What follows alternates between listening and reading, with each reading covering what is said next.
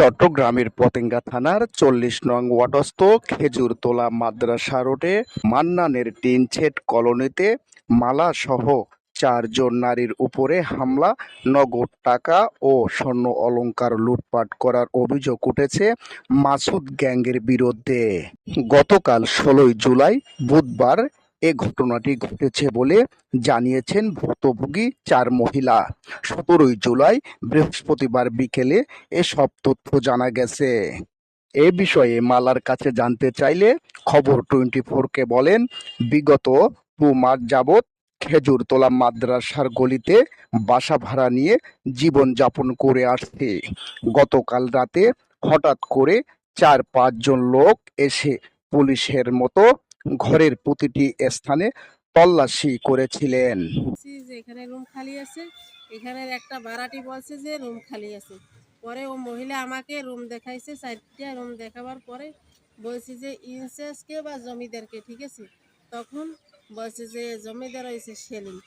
তখন বললাম যে ভাই রুম খালি আছে, বলছে হ্যাঁ রুম খালি আছে। ৫,০০০ টাকা অ্যাডভান্স দিয়েছি, দেওয়ার পরে দিয়ে আমাকে রুম দিয়েছে। আমি দীর্ঘ ২৬ তারিখের পর থেকে আমি এখানে সুন্দর মতো বসবাস করছি, আমার কোনো সমস্যা করে না। এখন কালকের ৪-৫টা লোক আইসা বলে যে এখানে সেলিমের কাছ থেকে আমরা ৭০,০০০ টাকা ভাড়া পাবো, ঠিক আছে। তাই ৭০,০০০ টাকা ভাড়া যখন পাবে তখন আমি সেলিমকে ফোন দিচ্ছি যে ভাইয়া আমার বাসার সামনে অনেকগুলো ছেলে আসছে।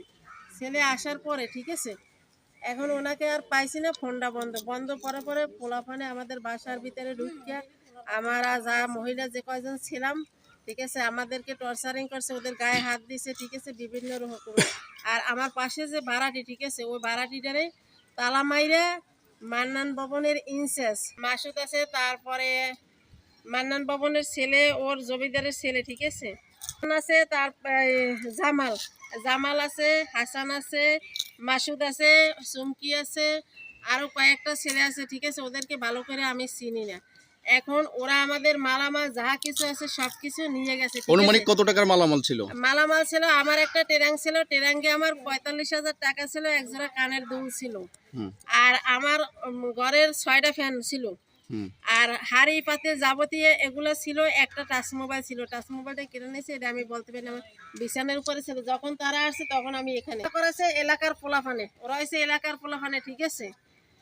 এরা এগুলো আমাদের মেয়েদেরকে, আমার 3টে মেয়ে ছিল, ঠিক আছে, ওদেরকে গায়ে হাত দিছে, ওদের বুকে হাত দিছে, যা কিছু আছে, ঠিক আছে। এ আপাও ছিল, এদেরকে আইন চেক করাইছে। আর একবার ওদিকের কলা বিহারির বউ এরে আইন এ মহিলাদেরকে চেক করাইছে। আমরা কি অপরাধ করছি? আমরা কি চুরি করছি না কি করছি? আচ্ছা, এই বিষয়টা কি আপনি থানাকে অবগত করছেন? হ্যাঁ, আমি থানাকে অবগত করছি। আমি দীর্ঘ 3-2.5 ঘন্টা আমি সেফটি এখান থেকে পাশে ছিলাম, ঠিক আছে। ওখানে আমাদেরকে সবাই খুঁজছে যে আমাকে মারার জন্য, ঠিক আছে।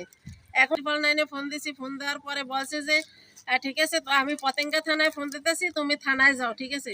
আমি থানায় গেছি, থানায় যাওয়ার পরে এরপরে ডিউটি অফিসার যারা টহলে ছিল এদেরকে আমাদের বাসায় এদেরকে নিয়ে আমি এখানে আসছি জামালের কাছে যাইয়ে ফোন দিছে। পরে জামাল আসছে, আসার পরে অনেক এর সাথে বাড়াবাড়ি করছে। ডিউটি অফিসার বলছে যে দেখেন এরা ভালো হোক মন্দ হোক, ঠিক আছে, আইনের আওতায়, ঠিক আছে, আপনারা আইন কেন হাতে নিচ্ছেন? আপনারা এরা খারাপ যদি হয়ে থাকে, ঠিক আছে, আইনের আওতায় আপনি এরা বাইর করে দেন। তবে কী রকমের মানুষ শোনেন, এখন এই বাংলার বুকে কোনো বিচার নাই। আমার ভাতের পাতিলটা পর্যন্ত নিয়ে গেছে, আমি কচু শাক তরকারি করছি এগুলো পর্যন্ত নিয়ে গেছে। তাহলে বোঝেন যে আমরা কতটা নির্যাতিত হয়েছি। আড়াই ঘন্টা সেপ্টের পরে এরপরে আমি সাইডে, এরপরে আমি চলে গেছি। এখন এখানে অনেকগুলো রোড পুরানো মানুষ, ঠিক আছে, সব ছেলে নেশাটি ছেলে। আমি চাইতে আছি সঠিক যে বিচারটা, এই বিচারটা আমি চাইতে আছি। তারপরে চেক করবো। এবং কি আমার এই রুমটা গেটের বাহিরে, আমি 2 দিন হয়েছে রুমটা নিয়েছি।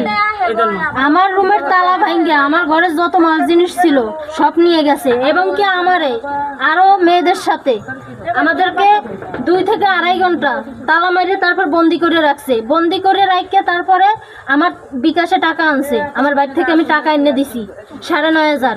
একবারে নিচ্ছে 9,500, আমার নিজের বিকাশে টাকা ঢুকছে। এই টাকা ট্রান্সফার করে ওরা নিছে। নেওয়ার পরে আবার আমার ভাইয়ের নাম্বার আমার ফোন থেকে নিছে, ফোন থেকে নিয়ে আমার ভাইরে ফোন করে আবার 1500 টাকা তার কাছ থেকে নিছে। নেওয়ার পরেও আমাদেরকে তারা ছাড়ে নাই, না ছাড়ার পর্যায়ে তারা এক পর্যায়ে আমাদেরকে মহিলা দিয়ে চেক করাইছে, চেক করাইয়া আমরা জানি না, আমাদের কাছে কোনো কিছুই পায় নাই। তারপরে আমাদেরকে চেক করছে। ঘটনা ঘটছে একটু বলেন তো। এরপরে ওই মান্নান ভবনের ইনচার্জ, এই ইনচার্জটা হচ্ছে বড় বেদ্য, নাম কি? এ আমার গায়ে হাত দিছে।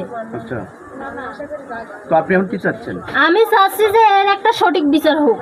বিষয়টির সাথে সাথে ত্রিপল নাইনে ফোন করলে ফোন করার কিছুক্ষণের মধ্যে পতেঙ্গা থানার ডিউটির গাড়ি ঘটনাস্থলে আসার আগেই মাসুদ গ্যাং পালিয়ে যায়। মান্নান কলোনির বর্তমান মালিক সেলিমের সাথে কথা বলতে গেলে সেলিম ক্যামেরা দেখে অন্যদিকে চলে যান। ইনচার্জের সাথে কথা বলতে গেলে কলোনির ইনচার্জ তিনিও পালিয়ে যান। এ বিষয়ে মাসুদের মুঠোফোনে যোগাযোগ করলে তিনি তার অভিযোগ অস্বীকার করে বলেন, আমি কেন মারধর করব, আমি কাউকে মারধর করিনি বলে জানান।